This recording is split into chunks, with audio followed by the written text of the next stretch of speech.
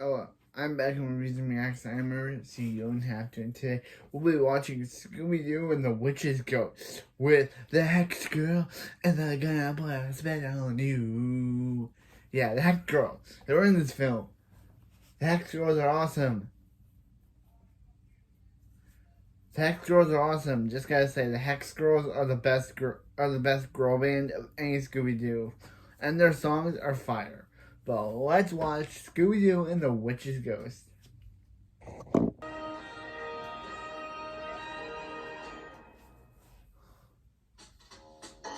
Oh, and then stuff. Trick or treat, trick or treat, trick or treat, nostalgia week.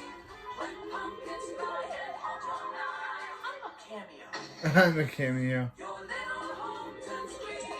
Your little place turns green. This little that's not green. And Bill, I'm Joe.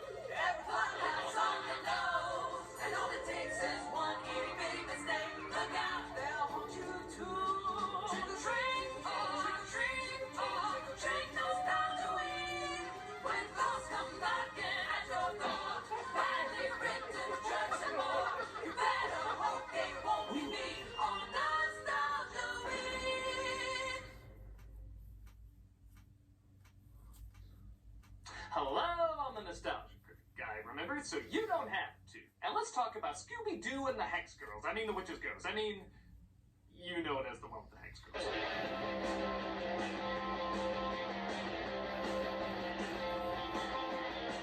Released in 1999 after the success of Zombie Island, Scooby-Doo and the Witch's Ghost is arguably the most famous of the animated Scooby-Doo movies just under Zombie Island.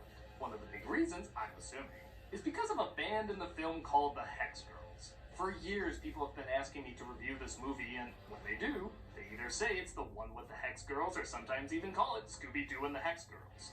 They're so popular that their appearances get millions of views on YouTube.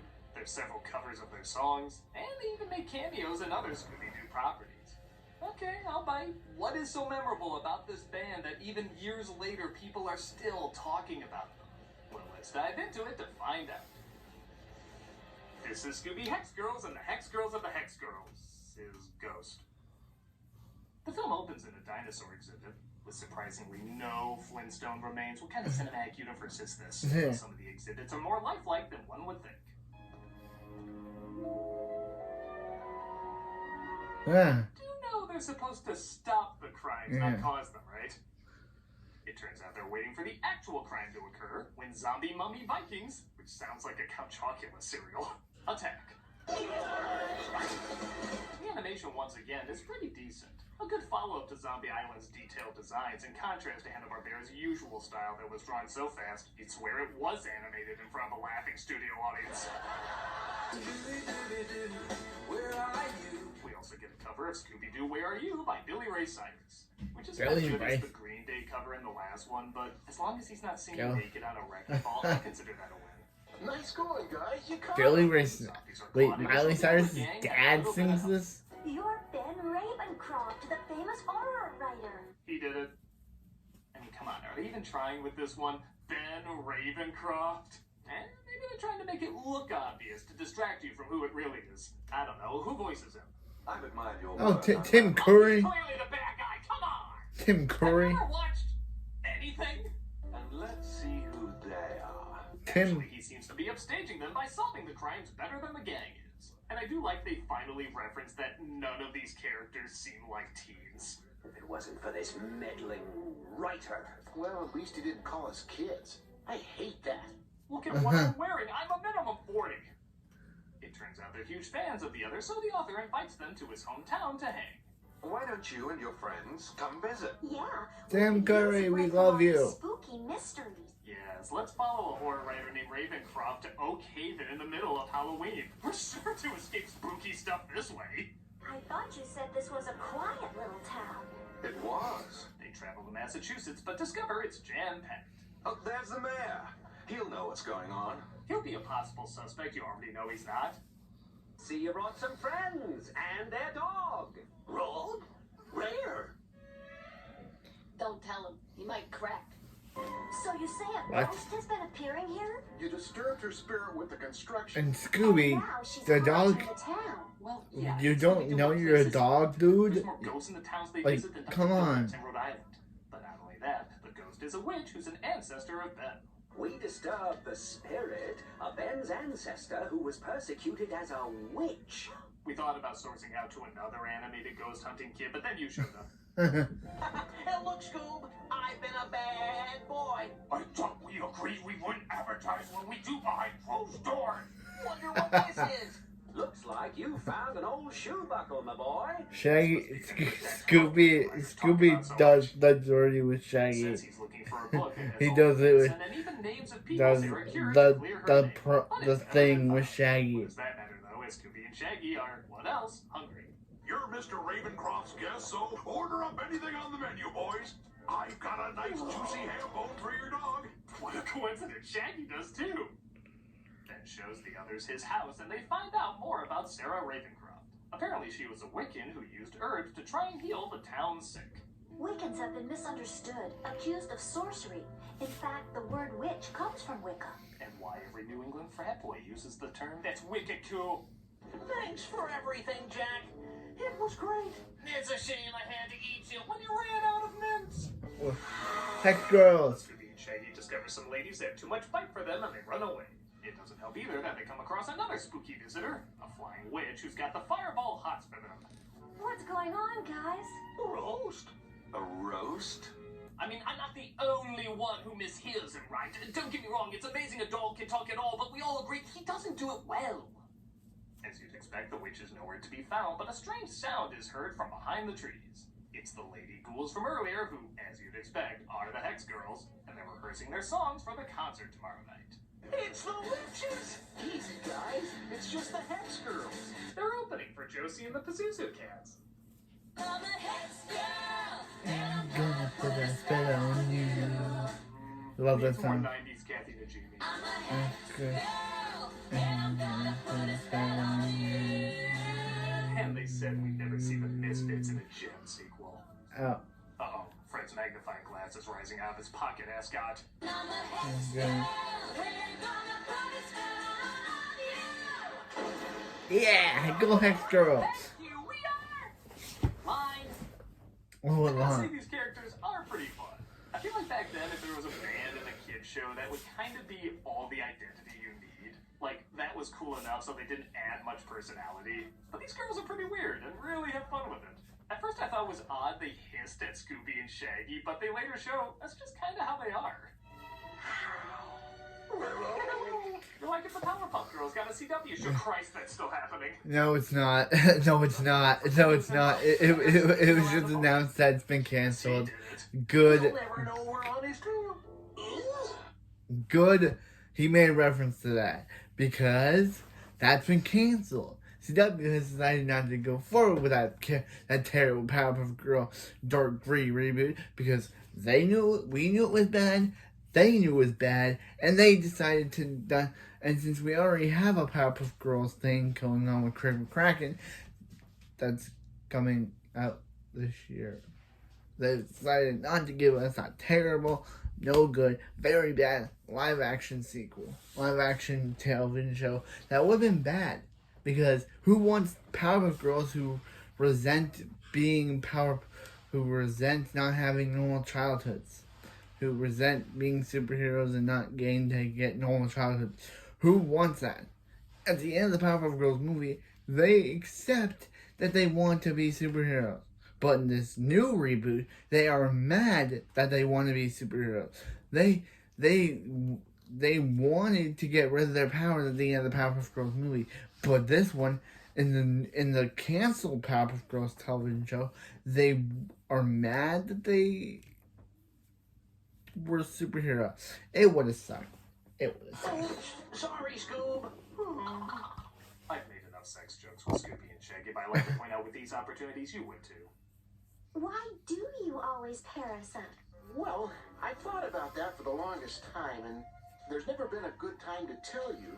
I am hugely attracted to your brother. He's the one with the speed buggy, right? What? They see the Hex Girls discussing a strange ritual that one of them is looking to perform alone. See you in the morning. Bad dreams, sisters. Bad dreams, sisters. Mr. Thorne. Did you hear that, Daff? It's the sound of my boner hitting this tree. What? Speaking of which, Scooby and Shaggy continue to follow the mayor, and tell me they're not begging for someone like me to make a joke at this scene. Ah, young love. Throw in the towel! We are never Yeah. getting a better setup than that! Stop it, Shaggy. I'm not stupid. Are you shading on me? Okay. Hey, it's Mr. Incorporated. We love that show. Actually, everyone loves that show. So get Mr. Incorporated joke about Scooby saying, "That's enough, Shaggy. Are you cheating on me?" That is so great. The hex girl's named Thorn sneaks off to an old work shed, and look at the face on Fred. He's like, oh, whatever she's doing in there, I hope I can smell it later. They see her cooking up something while Scooby and Shaggy again are visited by the evil witch. This town will pay. You can but you can't hide! They run into Velma and Ben again, and I will admit them mixing up glasses is pretty adorable. But once more, she's nowhere to be found. There's nothing here except a damaged wall. You can't prove it was us! Velma has a plan, though, and it requires the Hex Girl's help. They lure the Yes. witch out to early 90s memes. Help me! I've fallen and I can't get up. Boomer. Shit, I think saying boomer actually makes me a boomer. And they knock out the ghost, revealing who it really is. Like it's the t-shirt guy. That's old man t-shirt guy. Not only that, it looks like he's also the father of one of the Hex Girls. Well, shit. Guess I was wrong about that. Better figure out how to fill this last 30 minutes. We saw you perform some kind of ritual in your shed. That ritual you saw was just peppermint and cloves to soothe my vocal cords. You think it's easy singing this stuff? It's true. Jabberjaw gargles seawater before every show. Actually, it looks like a lot of the town was in on the scheme as a means to draw more publicity to the village. But they didn't mean any harm by defacing a dead woman's name. The tourist trade was so slow, we were desperate. It was just natural to use Sarah because we accidentally dug up her grave. The second half of that sentence did not match the first half of that sentence. Velma realizes the shoe buckle found is actually the belt buckle to Sarah's book, and they might be able to, at the very least, find where her book is buried. To the film's credit, even though it's obvious to most adults who the bad guy is, they do start to wrap up things like a traditional Scooby-Doo episode. So I think, for kids at least, this is actually a pretty good fake-out. Ben, are you okay? Oh, there must be some mistake. This is Skeletor's medical journal. Sarah wasn't a Wiccan. She was indeed a witch. Why do I get the feeling classic crazy-ass Tim Curry is around the corner? I guess that makes me a warlock. Hit it! I wouldn't trade places! He reveals that Sarah was banished into the book, and he staged their meetup so they could help find it. And you were in on Ben's plan, too. No, we're as surprised as you are, honest. Actually, they are. The reason this fake-out wraps up so nicely is because this was supposed to be the original ending. The studio didn't want anything supernatural in this one, but the makers liked that the ghouls were real in Zombie Island, that they insisted that the ghouls be real in this too, resulting in a tagged-on, but still pretty fun extra climax. Especially with Tim Curry going full Dr. Blight's computer. What's the matter, Velma? Don't you like the new improved Ben Ravencroft? Or did we rely too much on Toxic Love? No, not the Hex Girls. Been a yarn or what? What? That is the biggest What? failing of the night. This isn't one of your silly little mysteries. You can't solve me so easily. Wow, I think an anime writer took over for a moment. Yeah. Scooby and Shaggy save the gang, but Ben uses his magic to bring Sarah back, voiced by Tress McNeil. Who art thou? Ben Ravencroft, your descendant from the modern world. Modern? You can't even do a modern American accent! I shall create an era of darkness. We were supposed to rule the world together, not destroy it. I too am shocked a lying evil witch would lie and do evil things. We still need that book. No way! How about for a whole box of Scooby snacks? You know, we really should get jobs so we can just buy our own. Yeah. Oh nice, it's a Halloween and Thanksgiving special. Trauma ain't the only one. Gobble, gobble, gobble. Did I hear a setup in need of a punchline? Time to baste this bird. Look at this camera angle, the scenario. They want me to make a joke about it. Yeah. Give me my book, meddling hound. Round? There. Okay, this is a weird running joke. Yeah. Remember Scooby? Yeah. Though not You as can't fun, realize that you're the Gloria person Zombie she's Island. talking about, Some of Scooby. its climax are pretty imaginative. The animation gives them a goofy but still intimidating look that amps up the energy. It's honestly pretty fun. Hurry! Hex girls are Need saved. your help. They say only a Wiccan can summon Sarah back into the book, so Thorn, technically a Wiccan, is asked to read a passage to send her back. Thorn reads the passage and sends her back to her paper prison, dragging Ben back with her.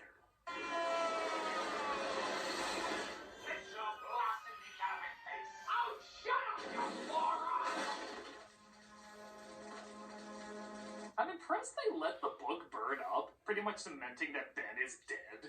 But with the village destroyed, they need to find something to attract people to their Autumn Fest.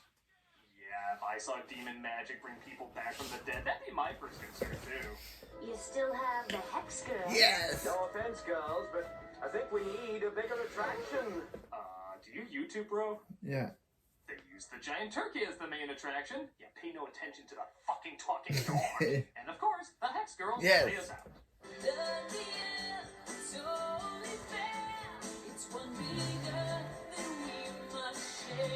Oh, I guess this was an environmental commentary too? Yeah. Seeing how nature was literally trying to kill you a few moments ago, this is a little bit of a mixed message. Yeah.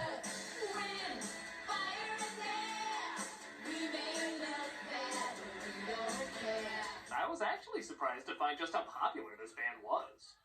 Like I said, not only did they get a lot of hits on YouTube, but apparently they're these like cult icons for a lot of things. Became Wiccans, queer gays, queen. environmentalists. They even made up a style called Yeah, they are the queens, which at man. the time they had no idea what that meant.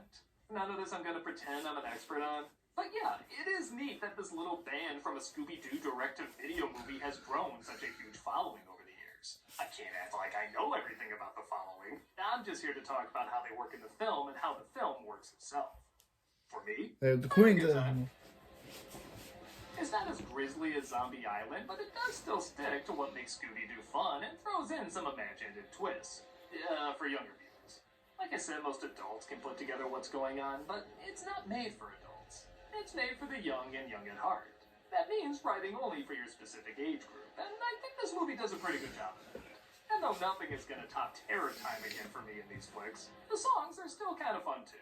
If you're a Scooby-Doo fan, I think it's required if for anything else, just to see what the whole Hex Girl obsession was about. Yes. I don't think there's much else The for Hex those who Girls are aren't the best. Scooby-Doo fans, but there's nothing wrong with that. It knows its crowd and plays directly to them. Take a look and see if this is a Scooby tale you can rock out to. I'm a nostalgia critic, and I remember, so you don't have. Hex girls. That would like to call Hex girls. Saving our way. Never know I become a Hex girl. Hey, Doug Walker No, doing the no. charity chef. Never know I become a Hex Girls fan based on this. But that's what Scooby-Doo and the Witches Go. Or, as some people call it, Scooby-Doo and the Hex Girls. Because they're mostly the people of the film. Like, okay, you got Tim Curry, you got the Witches Ghost, who reveals that she's actually evil and tricked Tim Curry into joining up with her. But they literally killed off Tim Curry's character by burning the book that he was trapped in, meaning that now they're both dead. But yeah, this was a cool film. It was the only thing that makes this better is because of the Hex Girls. This film is great because of the Hex Girls are I guess they're queer queen icons. The Hex Girls are queen icons in Scooby-Doo and the Witches Go. That's what I'm gonna say. That's what thumbnail's gonna be. And I'll see you Friday for Daphne and Velma. I'll see you Thursday for Daphne and Velma. The supposed final Scooby-Doo live action movie, because there hasn't been one since. Yeah.